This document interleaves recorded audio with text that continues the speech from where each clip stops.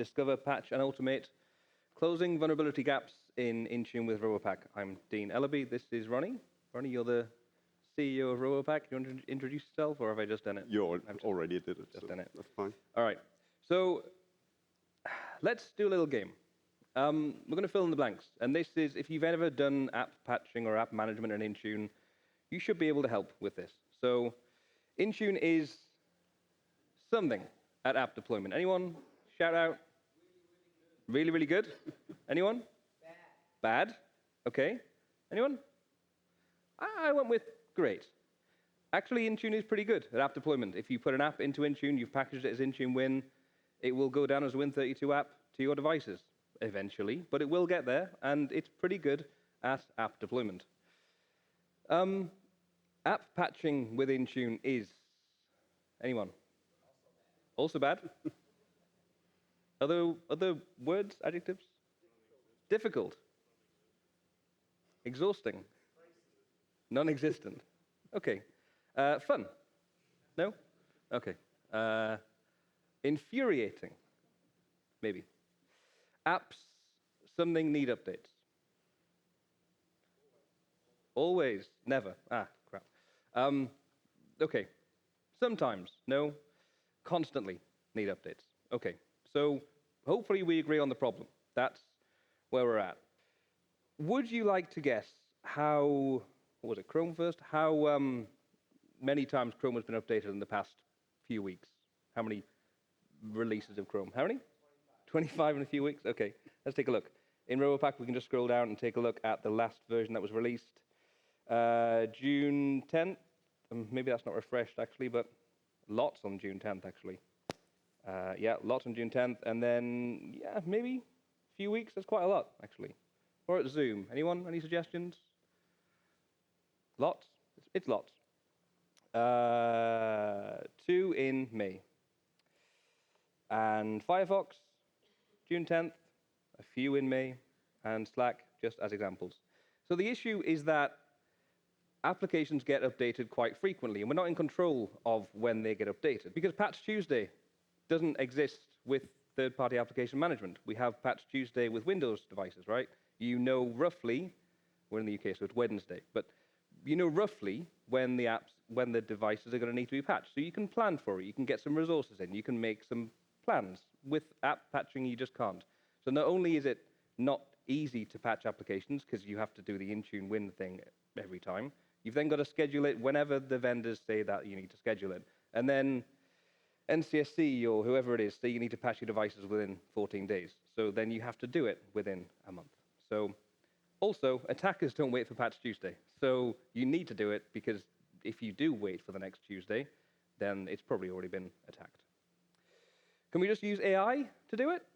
Well, I mean, we're at Microsoft conference, so maybe, but with AI, this is what happens. So you need to finish a report, and you realize you can just put those bullet points into a nice report, 20-page report, with a few bullet points through ChatGPT. You send it to your manager, and they receive that 20-page report and make it into a set of bullet points through Copilot. So AI, great for a little bit of buzzwords and for getting stuff done quickly, but app patching, just not yet, unfortunately. So we don't use AI in Robopack. Hopefully that's a good thing for most of you to realize. We're not vibe coding our way to an app. We instead use HI, human intelligence. We have developers who have done app patching for many years. They've worked as developers for over 20 years doing application deployment, so they know what they're doing. And hopefully when we do the demo of Robopack, you'll understand and you'll see how that translates into a working solution for app patching. Let's go. So I'm going to show you how you might get started with Robopack. So from the main homepage of Robopack, we have 3 sections. We have Convert Packaged, Instant Apps, and Radar. I'm going to start with Radar because it's a good introduction as to what we're trying to do here. If I choose Radar, it will scan my Intune tenants for apps that might need patching. So here I've got a few tenants. You may not have multiple tenants, but you might do, and so here they are. I've got my Next Coffee tenant, which has some physical devices in it. And what we have is a list of apps that are in that tenant. And they are either Intune apps, you can see here, or they are discovered apps There's a distinction. An Intune app is an app that is in this list because it's an app in Intune, whether or not it's on devices. You can see an Intune app here that is on a device, it's in Intune, and it's on a device. But there are other apps that are in Intune and not on devices. That's just information you can gather from this screen. We also have discovered apps. These are apps that are not in Intune, but they are on devices. And those are two separate problems. You need to patch these applications. Without this information, you didn't even know those applications existed. So we have a to-do list. And what we can do with this to-do list, as you can see, is we can add a patch flow for each of those apps. Now, let's say, for example, we want to patch FileZilla. If I choose Add Patch Flow, we can see we've got this ability to create a flow that will patch FileZilla. If I just choose Create Flow, it will let me add some waves. And with waves, anyone used Autopatch, Windows Autopatch here? It's good, right? Windows Autopatch is a solution that works very well. You have deployment rings. Great idea. We've called them waves because we didn't want Microsoft to sue us. So we've called them waves, but it's the same concept. So here we are with a first wave. We will choose a group to deploy to. And let's say we want to deploy to my IT pilot computers first, because typically when we are deploying apps, we want to make sure they work, right? There's no point in pushing them via Intune to get to your devices and then go, that didn't work, because you found out 8 hours later, which is obviously not a great schedule. So we'll add that group to the wave. Now, the idea here is we hopefully know it already works as an app. This is going to your IT team so that they can check whether it actually installs correctly and just give you some feedback on the install process. But you can see down here, we've also got some criteria of when we are happy and when we're successful with this wave. So if I choose that, we can look at the response rate. So I want at least 60% of the computers in my IT pilot computers group to receive this application before I think, actually, this has been received by some computers in the org. Of those, I want at least 75%. And to be fair, with this being an initial test, I might want 100% to be successful before I move on. I don't want any errors at all before I'm happy. Then the next wave happens. So if I add deployment wave, we can see, we can maybe have our app testers. There might be a specific group you've got for your application testers for this app. But here we are. We can do our app pilot users in my next coffee tenant here. Good. So we've got that, and we can have the same criteria that we had before, or maybe you've got different criteria. It doesn't really matter. And there's no limit to the number of waves you can have. You can lay this out however you like, whatever fits your organization, or your customer, or your app, whatever you like. You'll notice at the bottom here, though, we've got radar tracking, and that keeps moving back every time we add a wave, because there's something special about radar tracking that I'll show you in just a moment. But right now, we've deployed it to my IT pilot computers, and then over to our app deployment test computers. So now we are pretty confident that not only does the app work, it rolls out well, it updates the application we're expecting it to. So we're comfortable, and now we can move to the rest of the people. So the rack could be, it could be everyone. I could just add existing group and choose all devices, and it will go to everyone. But what if this application, what is it, FileZilla, isn't needed on every computer? I'd hope it wouldn't be needed on every computer, depending on the organization. Maybe we need it to go to a specific group, and it might be, I might need to create a group, actually, for this. And let's create a group in our next coffee tenant called Robopack FileZilla Intel Compatible Required. I'll do that. I'll create it. And what I'll do is I'll put the computers who need this application, who I know need this application, into that Entra group. All of these groups I've been searching through are just in Entra, so very easy to use, very easy to find. But this is a list of computers that I know need this app. There are other computers that might have the app. You just saw that they were in the Discovered Apps feature. We need to solve that. And not only that, we know that we've checked once for all the computers that had FileZilla, but what if tomorrow someone gets FileZilla installed? That's a problem. I'm not going to be tracking that. Well, we can with radar tracking. So at the moment the feature is disabled, when I choose Enabled Auto and choose the tenant that we're referring to, it will create a group in Entra called, let me check, Robopack Radar Tracking FileZilla Intel Compatible. It'll create that in Entra for you, and it will fill that group of computers who have the application already, so that they will be patched with this update every time. So you don't need to go back and check who's received FileZilla because some admin walked around and gave them FileZilla, or because they called the service desk and they typed in their admin credentials. Radar tracking will do that every, how often? 4 times a day. 4 times a day. That's why Ronnie's here. 4 times a day, it will check to see whether a new computer has received this application and so needs to be patched. That's the idea of radar tracking. And all we need to do is choose Save and Start Deployment, and it will take the tested version of FileZilla because we've tested it. We installed it on a virtual machine to make sure it worked. We've made sure the hash values that have downloaded the app from the repository are correct. It's the right application that the FileZilla team published. And now it's going to my IT pilot computers. And when they've received it and when 100% of them have installed it, it will move to wave 2. Does that seem useful? Everyone see the value in that? We have a question.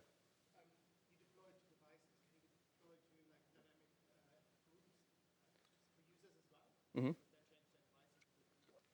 Okay, so yeah, the question was, I deployed to devices. I just did that without even thinking. Yes, you can deploy to users. You can deploy to devices. The group could be users. It could be a user group. The feature we're using here is selecting a group. That is it's an enter group. We're just using Intune in the background to push this application. We don't have an agent. We're not doing anything special on top of Intune apart from really selecting how it gets deployed. We can also use all of the Intune features about selection and dynamic. You mentioned dynamic there as well. We can use filters. We can do a required, available, uninstall. Uninstall, in fact, available wouldn't really make sense for the first wave for testing, but we usually use required. Tools notifications, filters, whatever you've got in the tenant in Intune, you can select it here. Everyone happy with radar tracking? Make sense? Yes, question.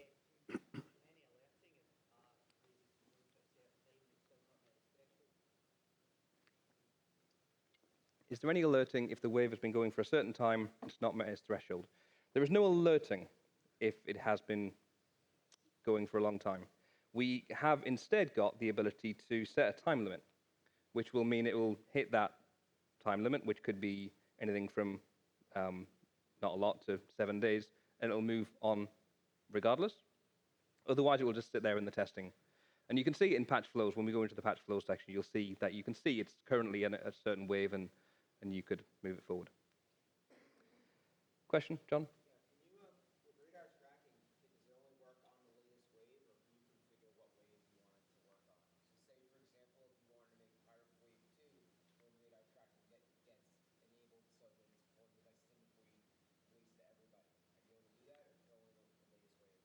Good question. So the question was, when does radar tracking take place? So is it only happening on the final wave? It is only happening on wave 3. You can see it says live with wave 3. If I remove wave 3, it will say live with wave 2. It matches the final wave. And that's by design. It's meant to happen in parallel with the thing you're happy for it to go to whoever it's going to. Then it will automatically add devices to that group, the tracking group, and deploy to them. Any other questions? Yes?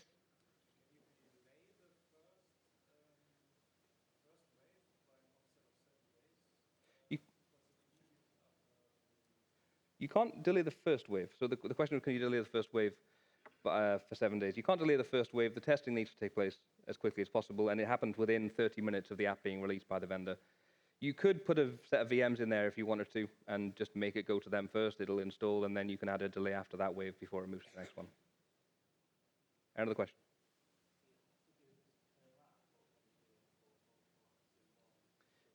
Great question. So can you do it for multiple apps, or are we doing this per app? Right now, I've done it per app. You saw I chose patch flow. That's a great segue to my next bit, actually. So I'll choose radar and go to next coffee. If I had to do this per app, and this is a demo environment, and I have 46 apps, your environment probably has more than 46 apps, I'm guessing, discovered on devices. A lot of customers we find have way more than they expected in this list. And so we need to solve that problem. And we can solve that problem. We've got a select checkbox here. We can add multiple. So the idea is that if you've made those flow decisions once, they're kind of going to be similar almost every time. There might be a few different groups of flows you have. So for example, let's say Edge and OneDrive, Microsoft Family, all of these apps I want to deploy in a similar way. So it's going to go to my testers, my app users, and then everyone who needs it. I can use a patch group. So for example, I've got my IT testing app pilot required to marketing group. I've got available to all. Depending on your scenario, you can make these groups. I've created a few groups here. So my standard patch group for dev teams, for example, I could add those. It'll check to see whether any of these already exist. In that case, 3 of the apps I've selected already exist, but I can add the remaining, and I can choose go to patch group, and what you'll see here is the apps that are being patched in this patch group, which is these here. You can see whether they're paused or in progress or have an error. And then scrolling down, we have the waves that are being used for this patch group. So yes is the answer to your question. You can do multiple apps at once. We've called it patch groups because that means you don't have to have multiple flows across Robopack. Yes?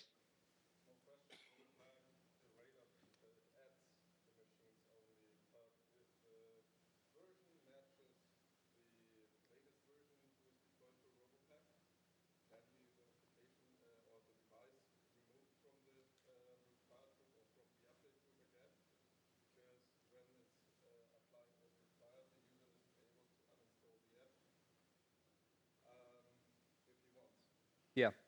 So the question is, does Radar remove the app from the tracking group? No, it does not. Sorry, the device from the tracking group. Yeah, it does not do that currently. It is planned? Yeah. Yeah, a timeline? Soon, because we had it from many customers. Yeah, soon, happening soon. Yeah, it's a good thing because if you've got apps in this Radar list that you don't want, like I've got an example here that I found because I added a Lenovo device. I had McAfee. It must have been Dell. McAfee installed on it. I don't want that in my environment. I need to patch it though. That's step one. Make sure it's up to date, and then get rid of it as quickly as possible. So you might want to track that it's there, and then patch it, and then remove it, and then you obviously don't want to keep deploying it. Yeah.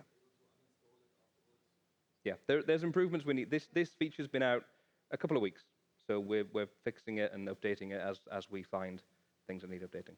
Thank you for the question. Good question. So how does this look in Intune? It would look as if you've put this in Intune yourself. So it will upload the files that are in Intune Win. It will have an instance there. It will have the logo and all that kind of stuff. And it will be deployed to the 3 or 4 groups or however many groups you like. This happens every time the app is updated, though. So you'll have a new instance of every app, and they'll be superseding the previous one. Let me show you that.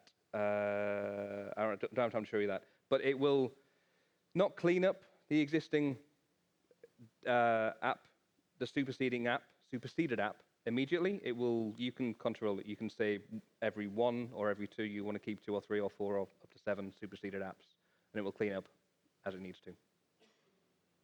Okay, so what you've seen is Radar discover applications that need to be patched in an environment. All of my tenants, if you're an MSP, that is a very useful feature to have. And then with a few clicks, we're able to patch multiple applications, and they're patched forever. I don't need to worry about them. I don't need to constantly go back and figure out if files that are needed update because it's being deployed every time it gets released. And what we've been using to do that is the instant apps feature. So if I go back into my Radar, my patch group, sorry, here I've got my IT testing app pilot required to marketing team. I could add any app I like here. I don't need to find it in Radar. I could deploy any application that's in the library. So for example, remote desktop, I think it's already there, but I can choose create flow, and it's already there. It will add that to the patch group within 2 or 3 clicks. So deploying applications in Intune is incredibly quick. So the idea that I said Intune app deployment is great. It is great, but this is quicker. This is deploying an application as an Intune Win files Win32 app within 3 or 4 clicks to devices that you want. And not only that, it's going to the testers, then to your pilot group, and then to everyone who needs it, and then being patched forever. But apps aren't always in the library. There's a library of 41,000 apps, but not every app can be in the library. So there are many apps that are behind a paywall, or just don't get uploaded to Winget or the Microsoft Store, so they're not in the library for us to actually package up for you. And we need to solve that problem. We need to have a solution for that. Has anyone done app packaging? Lots of hands. Okay, you know the process, right? You have to take the file, you wrap it as Intune Win. But before you wrap it as Intune Win, what do you do before that? Hopefully, what I do. Anyone? Test it on your device? On a VM, maybe? On a blank VM, ideally, so you can make sure it No? Okay. Well, whatever. So you need to make sure it actually works as an app. That's important. And then you want to get it as Intune Win so you can deploy it to the estate. That's the process most packages go through. So let's go through that. I'm going to go back to the main screen and choose Convert Package. I'm going to go with Green Shot because, well, we'll try Global Secure Access, but I think the Wi-Fi might be a bit slow. We'll try that. So Global Secure Access is a VPN replacement for Microsoft. They might kill me for saying that, actually. It's a Enter a Private Access feature that allows you to tunnel into your on-premises domain. But this file is only available once you've logged into Entra and you've bought the license and you can have access to the feature. So we haven't got that in the Robopack library, and we never will have that in the Robopack library. But this is available to download from Microsoft. I downloaded it a little while ago, and if I choose Open, we are going to scan the application itself, because before you can install the application, you need to know how to install it. And on your VM, that will be a double click, right? You'll double click it, you'll click Next, Next, Finish, it'll be installed. That's not going to work for all the devices you're deploying to, because you need to silently install it. And we can't have the user interact with it. That wouldn't make any sense. That's not how app deployment works. So we will choose, we'll scan it to figure out what we can about the application, because we have some experience with application packaging. We know how these applications usually work. It's been scanned, and it's been found to be using the Wixburn platform. That's a way of putting executable content together into an executable format. So there's plenty others. How many others? How many other platforms? I think we cover 14 or something. 14. We have a lot of different platforms that we can scan and support. I'm going to choose Continue, because here you can see that we've got the name, the publisher, and the version, and the install command. So that's available on Microsoft Learn or on Google. You could Google for how to silently install the Global Secure Access client, and you would find out. But I didn't have to. I happen to know how to do it, but the install command is already there. We don't need to Google for that. That's saved us a little bit of time. We don't have the uninstall command, though. And do you need the uninstall command when you're packaging an application? Sorry? Ideally. Yeah. So it's a required field, but it doesn't have to actually be populated. So we're going to leave that blank to make it easier. We'll come back to it. The detection method. Do you need a detection method? Detection rules. Everyone familiar with detection rules and what they're for? They're important. Intune needs to detect the application's installed before it can say it was installed. That's a detection rule. There's no way for us to get that information from the executable, so we can't do that, unfortunately. But if it was MSI, it would put the MSI detection method there. So I'll choose Continue and then create a package. It's going to upload that content to Robopack storage, hopefully fast. That's good. And once it's there, it's going to scan it for viruses, because I've just uploaded an executable. We want to make sure it's not a virus going on storage. So that's going to go there. But then we talked about installing the application once on a VM. Well, let's do that. So right now, it's prepared a virtual machine. It's copying the files to that virtual machine for me, and it knows how to install it, right? We found that install command, or at least it thinks it does. So we're going to try and install it. Anything else happening at that stage? Yeah, we're actually running 26 different tests on the application, from small to big things, checking that it registers correctly in add-remove programs, if there are any dependencies, and a lot of quality assurance things. And then, of course, we figure out how to uninstall the application automatically, set the detection rule. We check that while the product is installed, and again, after it's been uninstalled, just to be certain that it actually functions. Yeah, I can explain that. You should. It's very nonsensical what exactly the colors and stuff. Yeah, it should never have been there. It's actually an internal tool, so we'll remove it for you. It's the CPU. We're monitoring to make sure that the installer is completely silent. Yeah, it's like the Microsoft progress bar. I thought that was what it was when I first started. If you look at the 4%, that's our limit. If it, I think it's 50 seconds. If it's below the 4 seconds, it will stop the scanning, because then nothing is happening inside the virtual machines. Yeah.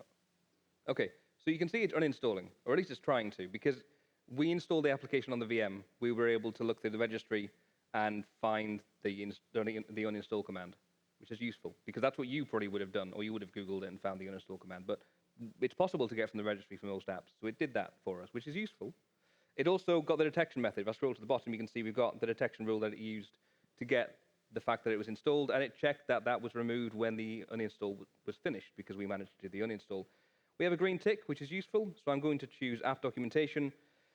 And what we have is the install command, the uninstall command, the detection method. Those are the three things you should, as John said, you should have when you're deploying an application. You don't need the uninstall, but it's good to have it.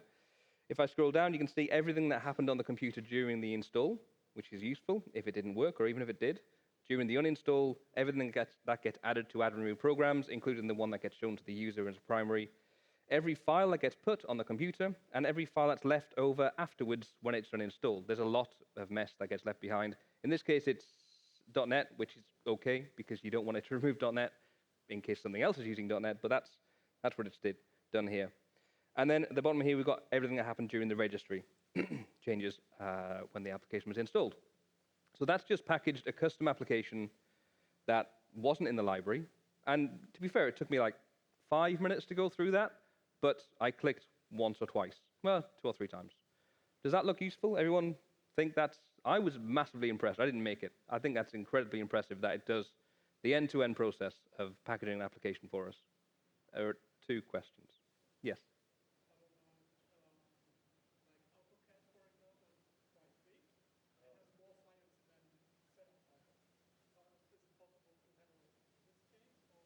Yes, it is. And if you have different setups inside the folder you upload, you can select it in the install command. It will pick up any script files or executables or command files. Not in Robopack, but there is an Intune. I think it's 30 gigabytes. They raised it from 8 last year. If you go look at the documentation for AutoCAD, you should never ever deploy AutoCAD with the database that's like 9 or 10 gigs. I've got a customer, we told them no. It literally, the documentation says, do not do this ever for Intune. Okay, so the question was, does it support big applications and applications that have more than one file? And yes, it does support that. The fact that I dropped an executable into there, it could have been a folder, and we would have been able to select the file that we were scanning and installing from. I'll get to you in a second, sorry. And then John said, don't deploy AutoCAD with the database. So, Literally, the documentation says, do not do this in okay, Intune. don't do that. Okay, hopefully that answers your question. Yes. So, Steve, Arena, which was useful to me, see when it fails, what does that look like? How's that show? Yeah, well, it wouldn't give you a green tick. It would give you a red cross, which is the indication that it's failed. And then you can look through the documentation and find how it failed and why it failed, and look through the logs. For a big failure where it's like it found a virus or something that we don't want it to progress at all, then it will not be shown to you why it failed, and you just say contact Robopack support, and we'd already receive a ticket and they'll be working on it, but you should be able to contact them as well. Question? So tomorrow when you guys get to release of the app, what you do? Just repeat, rinse and repeat? Rinse, repeat. So the question was, if a new version, so 2014-81 comes out tomorrow, then yeah, Robopack doesn't have it. You need to get it and deploy it. The difference is that here I can set up a flow, exactly the same as I could with the library application. So it's, for all intents and purposes, it's now in the library. It took me a few clicks, it's there. But as you say, when a new version comes out, I've got to do it all again. Well, I can actually, if I've already done this and deployed a version of Global Secure Access before, which you might have, then I can add it to an existing flow, and it will supersede that previous version. So it's pretty much in the library. Yeah, just a note there, if you made any settings for the app in custom app settings, they will be applied too. So once you get the configuration up there, it's just a matter of uploading the new installer. And, That is a segue into custom app settings. So not all applications are as easy as that. We've got a few minutes left, so I want to show you this. Hopefully, if you've got any questions, you can come and see us at the booth on that. But let's say Global Secure Access isn't as easy to deploy as just the executable with a silent /s or whatever it was. Maybe we need to make a change. We need to put a file on the in-program files to get it to work. It might be a license file or something, or it might be things we need to do. We can use add custom setting here.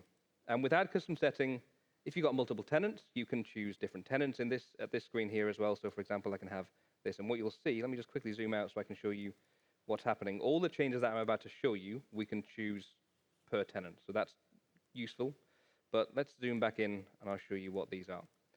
So, for example, we might need to customize the installer. Maybe, in fact, we don't want to use this installer, and we want to do like something like /s, and then with a key dash this. If I need to install a license key, it could be that. That's the change I need to make. Or it might not be. We might need to do something else. It might be that I need to put something in the registry. So I could add a registry value wherever I need to make that application install correctly. That could be what I need to do. Or it might not be that easy. Maybe we need to add that file I was talking about to somewhere on the computer. We need to put it in the program files. I can just take that and put any file I like in the right place. And it will be deployed when this application gets installed at the right time. You don't need to run a script alongside it or put dependencies. It just will work. Maybe it's not that easy, though. Maybe we need to run a PowerShell command. And actually, it might be anything you need to do. So, for example, if I choose add PowerShell command, I can put it anywhere at all. We can put it in pre-install, install, post-install, uninstall, wherever you like. Wherever you need to run this PowerShell command, maybe pre-install, I need to run some command to remove an application. And it will run that before it installs. It will do the installation stuff, and then it will do anything else I need to do afterwards. Fully customizable. And when Ronnie said you can save this, let me just delete that one and then save this. When you save that, it will attach to this application, and then every new version of that application that gets released or uploaded by you will get those custom settings. So you don't need to go and make those changes every single time. And there are many applications, even ones in the library, that you might need to customize, because even library applications sometimes need customizations. So you can do that. Any questions or comments or look useful? Yes, question?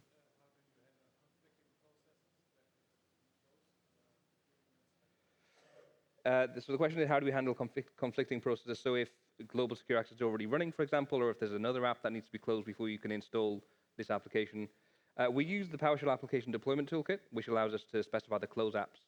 So if you want to make apps be closed, then you can do. The other thing is that we're using PSADT for other things. So for example, if I go into my script templates, you can say I'm using PSADT 3.10.2. And I can just edit this one, and this is a nice GUI for 3.10.2 to allow you to change the log file directory, for example, to wherever you want the logs to be, maybe the right place for logs rather than where Intune puts it. And then you can upload the banner, for example, so you can, yeah. And also even allow deferrals. So for example, here we're allowing deferrals for up to 5 times. All the features of PSADT, there's not things we're doing, but we're making it easy to do that. Yes, hopefully that answers your question. You were next. Hi. Oh, yeah. Macs don't exist, do they? Oh, hang on. Yeah, so Mac apps are important, and Mac app patching is even worse. If I said, if I went through that whole thing again for Intune app deployment with Macs, it would be terrible, terrible, terrible. It is awful. Ronnie, we're doing Mac apps? Not yet. Not yet. But September, we hope. Don't shoot me in the knee if it doesn't happen in September, but just around there. So the problem with Mac apps is that it is insanely difficult to get Mac apps deployed consistently, and what we want to do is make it work in the same way as the existing solution. So run it through a VM, make sure it actually works. That's incredibly difficult to do, it turns out. We are doing it. It's just, if we release what we made originally, it isn't as good as what we want it to be. So it was in private preview, now it's not, because the feedback was, look, it's not as good as the Windows version, so we're refactoring it and making it work. Yes? Is there support for PSADT 4? Ronnie? Nope, Nope. but it's coming. Very soon, actually. It should have been here before we arrived in Edinburgh, but it didn't. Very soon. It's very soon. So the difference between PSADT version 4 and version 3 is significant, and there are very many reasons you would want to change to version 4. So we have had the feedback from customers that they want to, but you can imagine it's built into every single application we're deploying, so it's a lot of stuff that needs to be tested to make sure it actually works before we just upgrade, because it is a massive change. So yes, it's coming. It's taken a bit longer than we'd hoped, but it's coming and it'll work. Yes?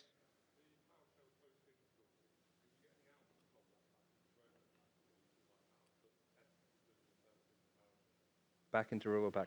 So the question was, if you've done a post-install command as PowerShell, is there any feedback into Robopack at all? I don't think so. Just the status, I think. I'm Yeah. quite on it. Let me check it out for you. I'm not sure either. Yeah. Yeah.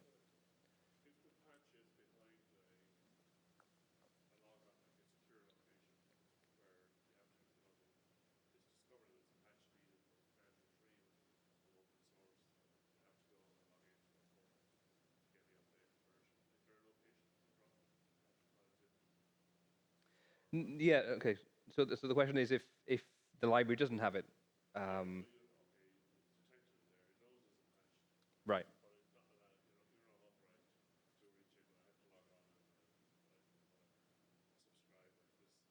Yeah. Okay. So yeah, the question is if the app is behind a paywall or if you need to log into an app into another service to get the application. So Robopack won't know there's a new version to be released because Robopack uses the library to detect whether applications need to be updated. So it won't alert you when a new version of Global Secure Access is available. We have no access to that data and we're not tracking that data. So it won't know, and you'll have to find that out yourself and then deploy it via the custom apps feature that I just showed you. Any other questions? Yes. Hi.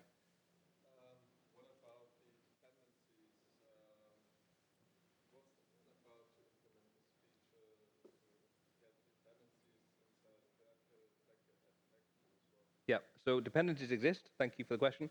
Um, we support supersedence. It's a core to our application deployment features. Dependencies are supported in that they're added to every application. So if an app is detected to need a dependency, then it will be bundled in with that application. We don't use the actual dependencies feature in Intune. Yeah, yeah. We actually have it for the way we are configuring the products. We can inject dependencies, and that's going to be available for you. Right now, it's very technical. We need to provide the app IDs, but it will be a drop-down list where you can search for any dependencies and inject those.